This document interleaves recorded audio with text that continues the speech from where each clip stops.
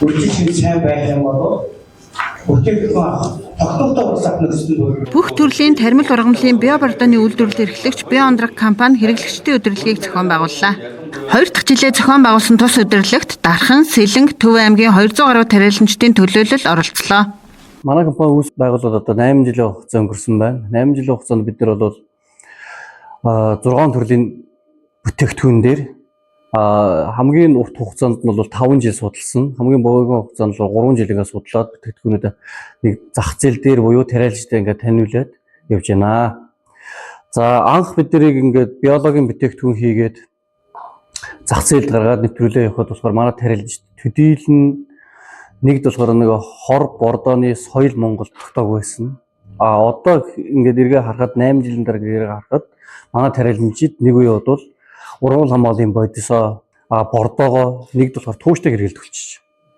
Хоёрд болохоор хэрэглээ сурцсан байна. Тэгвэл бас анхаарах зүйлүүд бас маш их байна.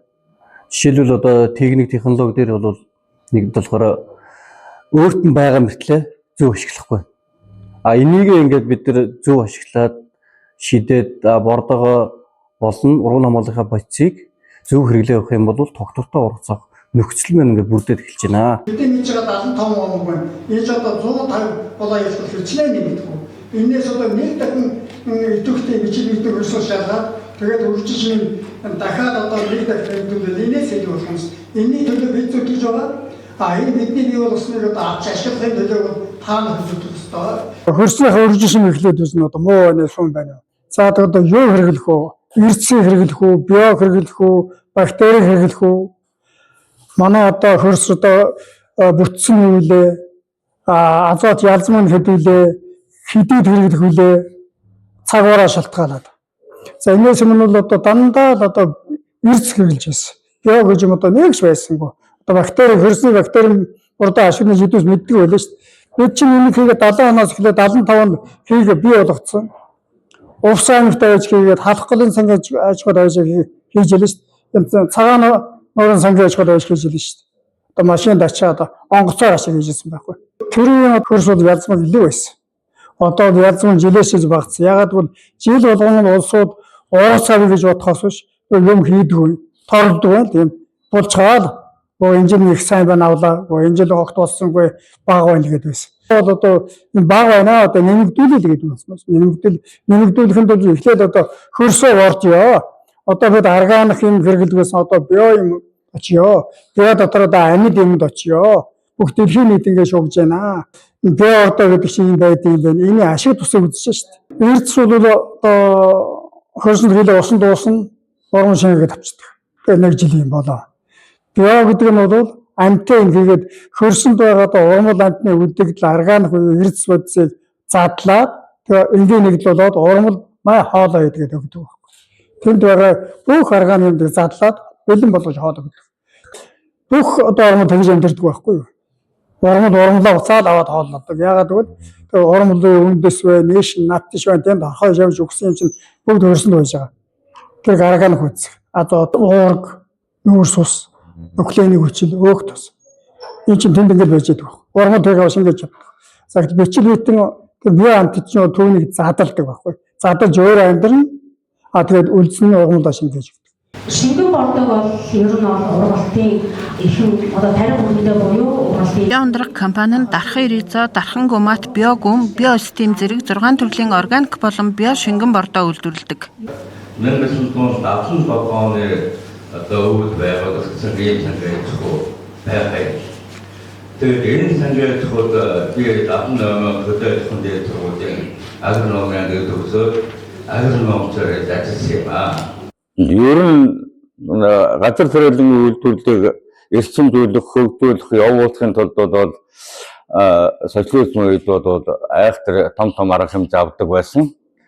За өвлийн цагт бол тариалангийн талбай амарч хооронд гэж ийм одоо арга хэмжээ улстай зохион байгуулагддаг. За мөн тариалантай бол тодорхой хэмжээнд тарахтын одоо барьяадын дараа дунд мэрэгжлтгүүдэд бол тодорхой мэрэгжил эзэмшүүлэхийн тулд сургалтыг асар их зохион байгуулдаг. Жинхэнэ одоо тэр зүүн бүрэнгийн сангийн аж ахуйн тарахтын хамгаалж хөдөлмөрийн баатар Насхтар суун хэлээр тариалалтын тодорхой тариаг ургуулдаг. Сүүлийн 2-3 жилийн хугацаанд энэ дархны ургуул газар тариалан хүрээлэнгийн дэргэд байгуулагдсан бие ундраг компани буюу энэ өвлийн 1-2 өдөр энэ тариаланцад аягүй их цуглаж энэ дархны хүрээлэнгийн шинжлэх ухаан технологийн ололт амжилтыг сонсож за мөн тэр бордоо хэрэглэх арга замыг судалж мэдэж энэ хичээлд энэ бол одоо ас эрх том хэмжээний одоо эргэлт юм. 2022-оос 2023 он судлаачдын багийн үзэгдсэн судалгааны ажлын үр дүнээс тавхан танилцуулах чинь Бордоог заасан хугацаанд нь зааврын дагуу зөв хэрэглэснээр ургацыг хэрхэн нэмэгдүүлж болох талаар эрдэмтэн судлаачдын хийсэн олон судалгааны үр дүнг танилцуулж хэрэглэгчдд ч үр дүнгээсээ хуваалцсан юм а. Манай Монгол оронд дотор газрын эзэмшээс хойш үндсэндээ 70 жил болчихлоо. Тэгээ энэ хугацаанд хөрсний үржил шимийг хамгаалах чиглэлээр бид их дутагдaltaй ажилласан байна гэдгийг өнөөдөр одоо хүлээн зөвшөөрч байна.